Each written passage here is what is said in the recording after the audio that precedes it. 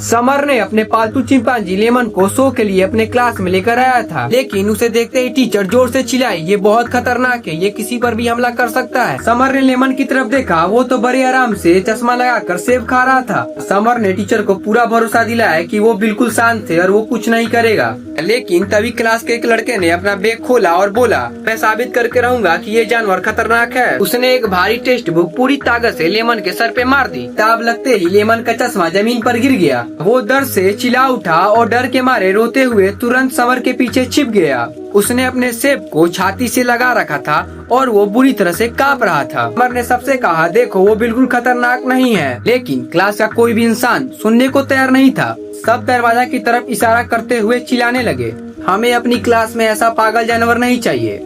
Lemon की डरी हुई आंखें देखकर समर ने तय किया कि यहाँ रुकना बेकार है। उसने कहा, ठीक है, हम जा रहे हैं। पर जैसे ही वो दोनों क्लास से बाहर निकलने वाले थे, अचानक पूरे स्कूल में सायरन गूंज उठा।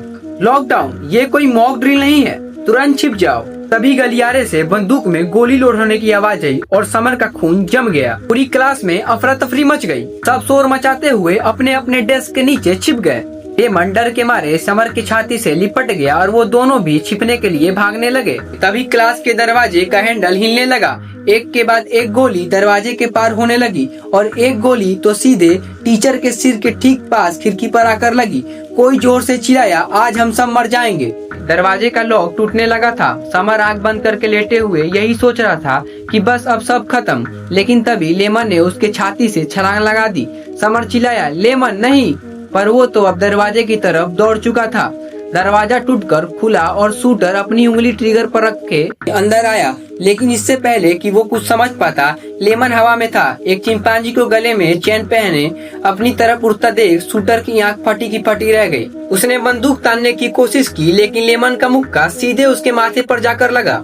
वो इतनी जोरदार टक्कर थी कि हड्डी टूटने की आवाज आई और वो बंदूक छोड़कर जमीन पर गिर गया। वो शूटर दर्द से चीखने लगा। जब क्लास के एक लड़के ने लात मारकर बंदूक को दूर किया, तब कहीं जाकर समर ने लेमन को पीछे हटाया।